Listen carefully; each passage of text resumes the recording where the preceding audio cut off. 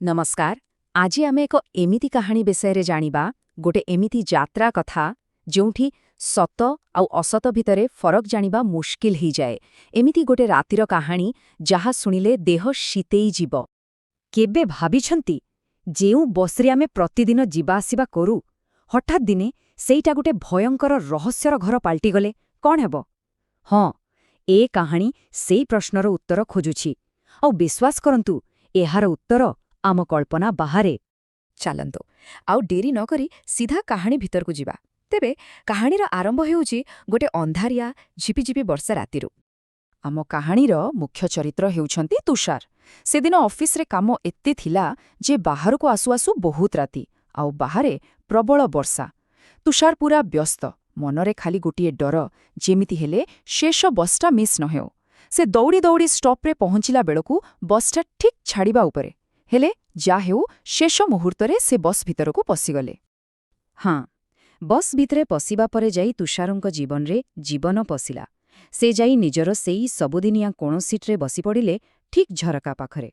किंतु आश्चर्यर कथा, एते रातिरे बसटा पूरा फांका।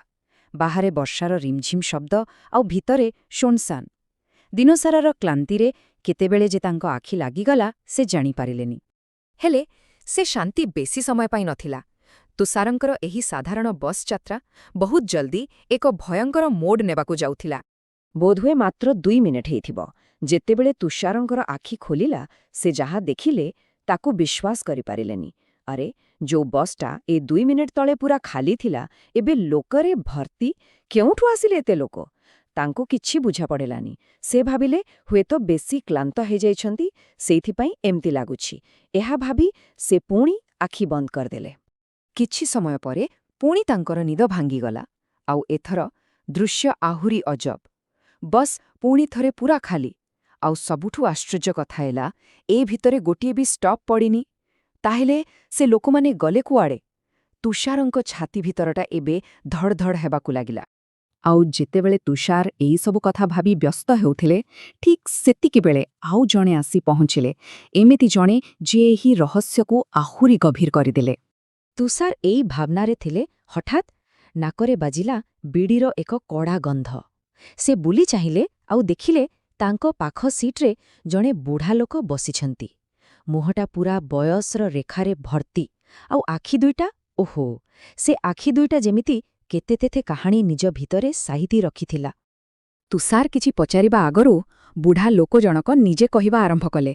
तांको स्वररे गोटे अजब थंडापण थिला। से कहिले, पुआ 30 वर्ष हेला मु एई बसरे प्रतिदिन रातिरे जाए आ मने रख अधराति परे ए बसरे कौनसी मनिष चढ़िबाकू साहस करेनी। निज कथाकू आहुरी दृढ़ करिबा पाई बुढ़ा जनक निजर गोटे अनुभूति कहिले। कहिले कि वर्षक तले ठीक एई बसरे से गोटे अजब आकृति देखिथिले। से कहिला, तुमे एठारे रहिबा उचित नुहे। आउ तापरे आखि पिछुड़ाके सेठू गायब होइगला। हेले तुषार ए सबु कथाकू जणे बुढ़ा लोकर गप्प भाबी उड़ेई देले। क्लांत थिले तेणु पुणी थरे तांको आखि लागिगला। किंतु एथर मात्र 5 मिनिट परे जेबे तांको निद भांगिला से देखिले बुढ़ा लोक जनक सेठी नाहांती। सेई लोक भिड़ भଳି से भी बिना स्टॉपरे गायब। एबे आउ तुषारंक मनरे कौनसी ही संदेह नथिला। से जानी सारिथिले किछि तो गड़बड़ अछि। आउ एबे तांको मनकू घारिथिला निच्छक भय। कारण काहानीर सबुठु भयंकर अंश एबे आरंभ हेबाकू जाउथिला।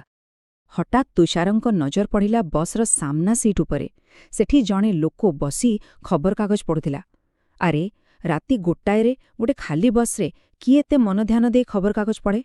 ता छड़ा तार मुहटा खबरकागज पछरे पूरापूरी लुचि रहिथिला, जहा परिस्थिति को आहुरी अजब परुथिला। तुषार एमिति ताकू देखुथांती आउ लोकटा धीरे धीरे खबरकागजटा तळकू गला। आउ जेउ चेहराटा सामनाको आसिला ताकू देखि तुषारंकर रक्त सुखीगला। पूरा मुहटा रक्तरे भिजी जाइछि। मुंडार गोटे पट पूरा दबी जाइछि। आउ से आखिरे जीवनर कौनसी चिन्ह बर्ण नथिला। पूरा खाली, आत्माहीन। ए दृश्य देखि तुषार जोर रे चित्कार करि उठिले। आउ ठीक सेतिकी बेले गोटे बरफ भली थंडा हाथ तांको कांध उपरे पड़िला। से आखि खोली देखिले सेई लोकटा तांको सामनारे ठिया ହେଇଛି। किंतु एथर ता मुह पूरा सफा, जेमिति किछि हेइनी। ସେ ତୁଷାରକୁ ପାଣି ବୋତଲଟେ ବଢ଼େଇ ଦେଇ ପଚାରୁଥିଲା, ସବୁ ଠିକ୍ ଅଛି ତ? ଏବେ ତୁଷାରଙ୍କୁ ଲାଗିଲା ସେ ବୋଧହୁଏ ପାଗଳ ହୋଇଯାଉଛନ୍ତି। ସେ ଯାହା ଦେଖିଲେ ତାହା କ'ଣ ସତ ଥିଲା ନା ତାଙ୍କ ମନର ଭ୍ରମ? ଦେଖନ୍ତୁ, ପରିସ୍ଥିତି କେତେ ଅଜବ ଥିଲା।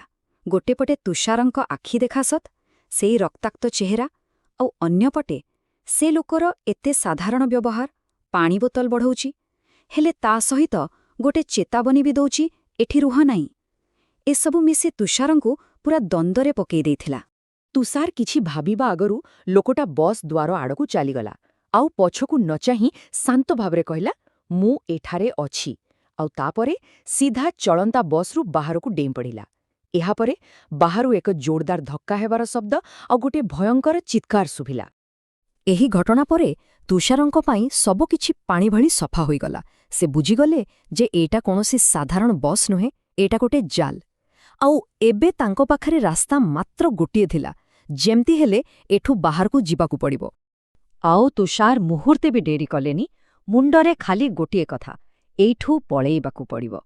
ଯେମିତି ହିଁ ପରବର୍ତ୍ତୀ ଷ୍ଟପ୍ ପାଖ ହେଲା ଆଉ ବସ୍ଟା ଟିକେ ଧୀର ହେଲା, ସେ ଜୀବନ ବିକଳରେ ଦ୍ୱାର ଆଡ଼କୁ ଦୌଡ଼ି ବାହାରକୁ ଡେଇଁ ପଡ଼ିଲେ। ବର୍ଷାରେ ପୂରା ଓଦା ହୋଇ ତୁଷାର ଷ୍ଟପ୍ରେ ଠିଆ ହୋଇ ସେହି ବସ୍କୁ ଦୂରକୁ ଯିବାର ଦେଖୁଥିଲେ। ତାଙ୍କୁ ଲାଗୁଥିଲା ଯେମିତି ସେ ମୃତ୍ୟୁମୁଖରୁ ଫେରିଛନ୍ତି। କିନ୍ତୁ ଯେତେବେଳେ ବସ୍ଟା ଟିକେ ଆଗକୁ ଗଲା, ସେତେବେଳେ ସେ ଦେଖିଲେ ବସ୍ର ପ୍ରକୃତ ରୂପ। ସେ ଯାହାକୁ ଗୋଟେ ବସ୍ ଭାବୁଥିଲେ, ସେଇଟା ପ୍ରକୃତରେ ଗୋଟେ ଅଧାଜଳା ଭଙ୍ଗାରୁଜା ଗାଡ଼ିର କଙ୍କାଳ ଥିଲା। ଯେମିତି କୌଣସି ବଡ଼ ଦୁର୍ଘଟଣା ହେଇଛି। ଆଉ ଭିତରେ ଭିତରେ ସେମାନେ ସମସ୍ତେ ବସିଥିଲେ, ସେଇ ସବୁ ଲୋକ, କିନ୍ତୁ ଜୀବନ୍ତ ନୁହେଁ। ସେମାନେ ସମସ୍ତେ ଥିଲେ ନୀରବ ଶବ। କିନ୍ତୁ ସବୁଠୁ ଡର ଶେଷ ଦୃଶ୍ୟରେ ଥିଲା। ସେଇ ଜଳା ବସ୍ର ଝରକାରୁ ତୁଷାର ଗୋଟେ ଚିହ୍ନା ମୁହଁ ଦେଖିଲେ। ହଁ, ସେଇ ଖବରକାଗଜ ପଢ଼ୁଥିବା ଲୋକଟା ତାଙ୍କୁ ଦେଖି ଗୋଟେ ଅଜବ ହସ ହସୁଥିଲା। ତେବେ ଏଇ କାହାଣୀ ଏଇଠି ସରୁଛି, କିନ୍ତୁ ଗୋଟେ ପ୍ରଶ୍ନ ଛାଡ଼ିଯାଉଛି। ସେ ଆତ୍ମାମାନେ କ'ଣ ପ୍ରକୃତରେ ତୁଷାରଙ୍କୁ ବଞ୍ଚେଇବାକୁ ଚାହୁଁଥିଲେ, ନା ନିଜ ଦୁନିଆକୁ ଡାକୁଥିଲେ?